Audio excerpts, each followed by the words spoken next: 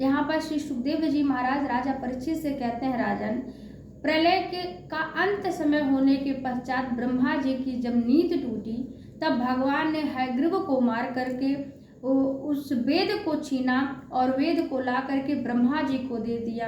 भगवान नारायण ने मत्स्यावतार धारण करने के कारण ही हमारे वेद सुरक्षित हैं। तो इस प्रकार से अष्टम स्कंद में भगवान नारायण की मत्स्य अवतार की कथा का वर्णन वेद व्यास जी महाराज ने किया है। यहाँ पर अष्टम स्कंद को हम प्रभु के श्री चरणों में समर्पित करते हुए आगे बढ़ते हैं। नवम स्कंद में नव प्रारंभ होता है। नवम स्कंद, तो नवम स्कंद में 24 अध्यायों का वर्णन आता है। प्रारंभ में श्री राम चरित्र का और अंतिम अध्यायों में श्री कृष्ण चरित्र का वर्णन किया गया है। और यहाँ पर श्री कृष्ण चरित्र का वर्णन जब किया गया है तो देखिए, कहते हैं, राम कृष्ण दो एक हैं, अंतर नहीं निवेश, इनके नयन गंभीर हैं, इनके चपल विशेष। अर्थात भगवान राम के नेत्रों में गंभीरता है और भगवान श्री कृष्ण के चरणों में चपलता अर्थात चंचलता है। तो ब्रह्मा जी के जो पुत्र हुए मरीचि, मरीचि के पुत्र कश्यप हुए, कश्यप का विवाह अदिति के साथ हुआ। इसके उपरांत विवस्वान नामक पुत्र हुआ।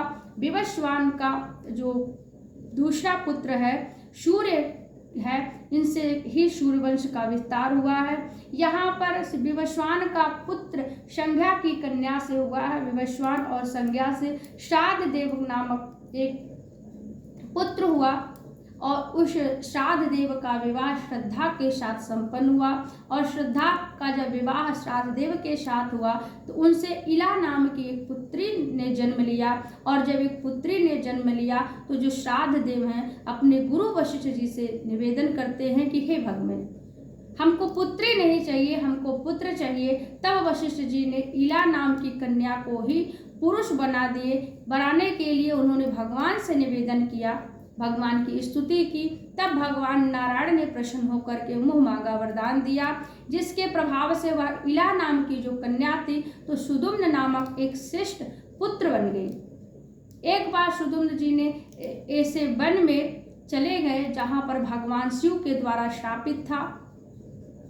जब सुदुम्न उस वन में पहुंचे तो वह भी स्त्री बन गए और अंत में उन्हें अपना देह का त्याग करना पड़ा है। सुदुम्न के जाने के पश्चात वैवस्व मनु के मन में चिंता हो गई और उन्होंने संतान प्राप्ति की कामना से भगवान हरि की आराधना की और अपने ही समान उन्होंने 10 पुत्र को प्राप्त किया। उन्होंने 10 पुत्र को उत्पन्न किया। वैवस्व मनु के सरयाती नाम के जो पुत्र थे उनकी एक सुकन्या नाम की पुत्री हुई।